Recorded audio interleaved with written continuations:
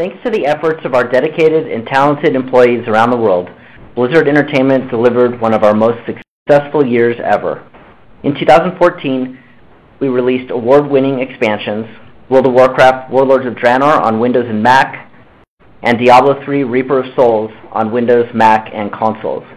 We also launched our first free-to-play game, Hearthstone, which has collected Game of the Year awards and nominations as well. Hearthstone was released first on Windows and Mac and later on iPad and Android tablets, bringing Blizzard into the mobile space for the first time.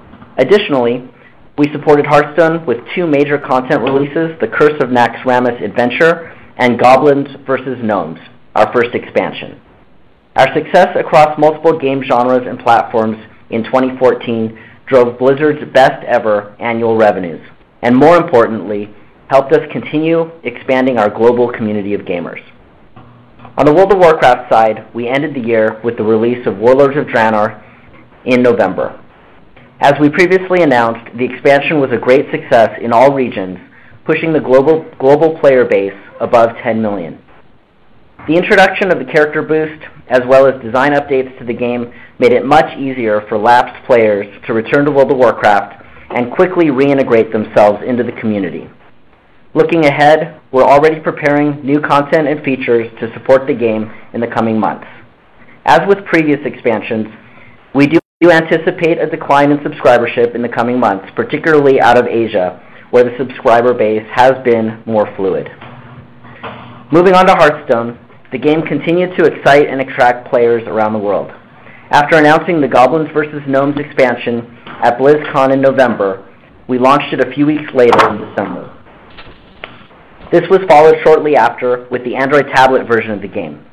All this activity helped drive Hearthstone's highest monthly active players ever in December, as well as our highest revenue quarter to date for Hearthstone. Registered players for the game have now reached over 25 million, capping off a spectacular start for Hearthstone. It's gratifying for us to see how the global Blizzard community has responded to our first foray into a new genre, as well as the free-to-play market and gaming on tablets. We'll keep working hard to build on last year's momentum with more content in 2015, as well as the upcoming Android phone and iPhone versions of the game. We do have another free-to-play game in the pipeline with Heroes of the Storm, our online team brawler. This is a genre that's proven to be very popular in the online space in recent years. We're excited to put our unique spin on this genre in a game that stands out from the rest, with highly accessible play and iconic Blizzard characters from the Warcraft, StarCraft, and Diablo universes.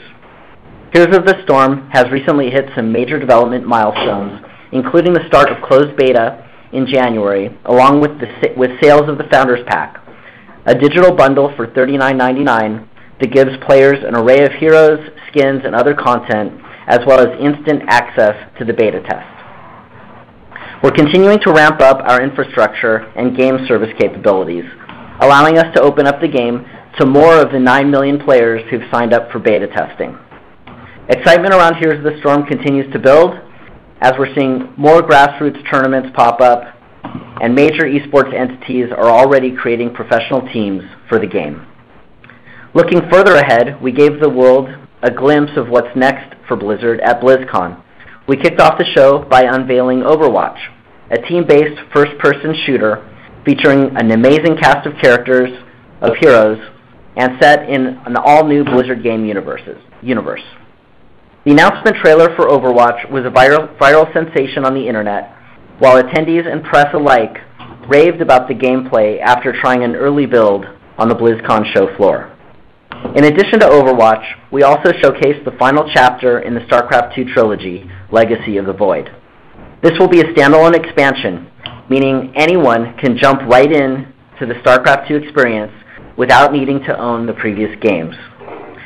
We expect beta testing for both Overwatch and Legacy of the Void to start later this year. For a while now, we've been discussing the strong pipeline of Blizzard games. Gamers have long known us for World of Warcraft, StarCraft, and Diablo. Now with Hearthstone added to the mix and Heroes of the Storm and Overwatch soon to follow, we will have more games in more genres and on more platforms than ever before. As busy and successful as 2014 was, We're looking to build on that momentum this year and deliver even more excitement to players in 2015. Thanks, and I'll turn the call over to Thomas. Thanks, Mike. Before we open the